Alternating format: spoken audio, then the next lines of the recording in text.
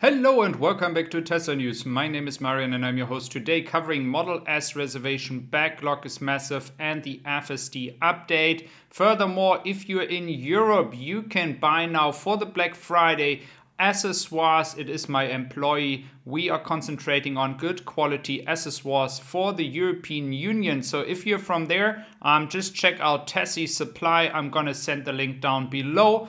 And we will start today with some backlog numbers because we are going to look at Troy Tesla, who's doing a really good job when it comes to explaining how long reservations will take, how much backlog is there. And as you can see, there's a lot of backlog in the United States, a total of 186,000 cars, especially the Model 3 standard range variant and the Model Y long range one. So 74,000 Model Y, that is actually pretty insane if you think about it. And then 54,000 for the Model 3. As well for the premium cars or luxury cars, the Model S with 16,686. It's a pretty good number when it comes to reservations.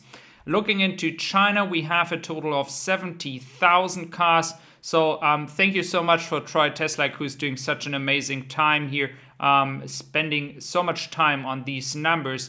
But those are really helping us to understand the economics and the success and the demand when it comes to Tesla. For China, I would say the 70K, that is pretty good.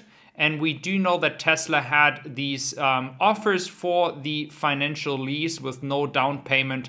And that is also an option that Tesla could start anytime they want to just skyrocket the demand again. So that is also a good way to get more demand if for any reason the 70K are getting lower and lower and not enough demand is coming in. And this is, I'm not saying there's a demand issue here, guys, because we also have to consider the insane amount of price increases this year. So this is very, very good demand.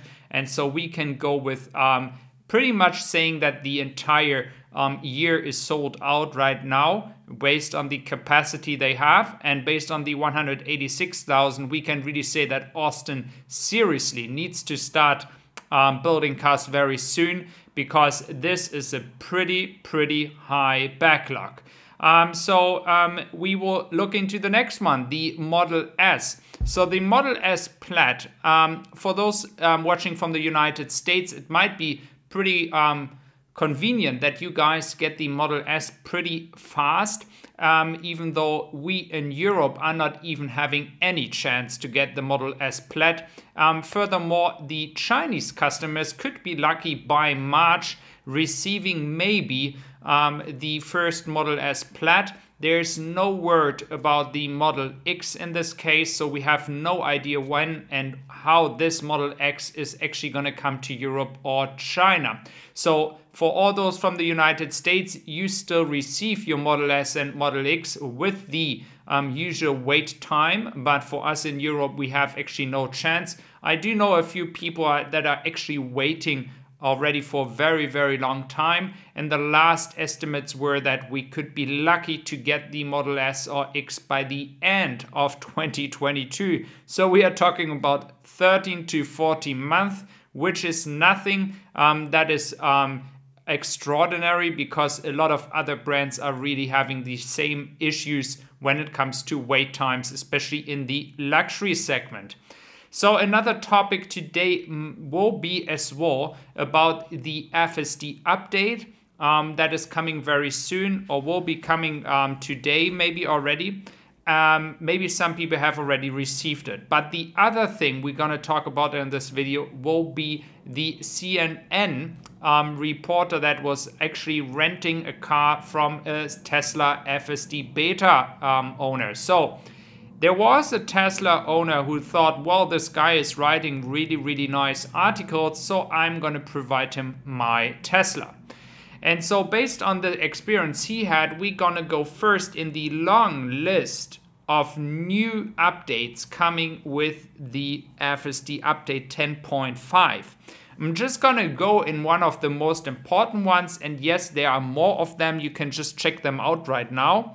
But I'm going to start with the 20% better recognition when it comes to people walking around, bikes or motorcycles. So that is something that is really important because you always have the interaction with people acting in a human way, or people looking on their phone, not looking where the car comes. So that is really important.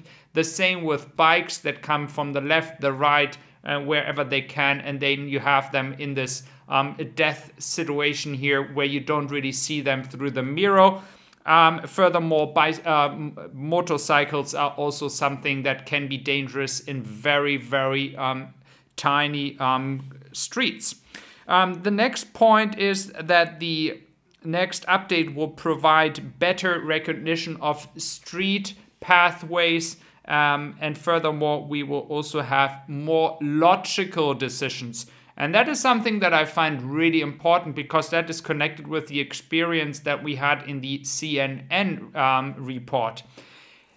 The computer or the AI here is really trying to be trained, or it will be trained to think logical like a human being. Sometimes it can be pretty abstract and it might do decisions that are not logical, and that is something Tesla is working right now on. And the way they work on it is that they implemented 163,000 new video material inside the AI, so the AI can work with all those situations that are now implemented and get trained to react much smoother and much more logical. And that is something that is really important.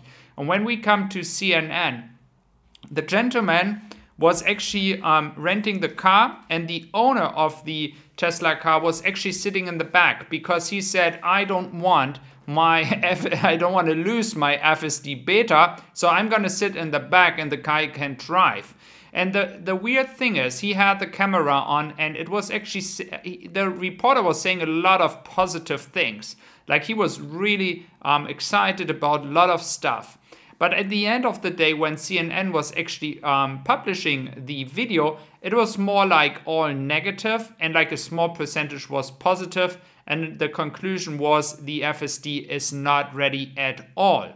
So the issue here is when you're driving in a like really traffic hub like New York or different cities, there might be very challenging situations.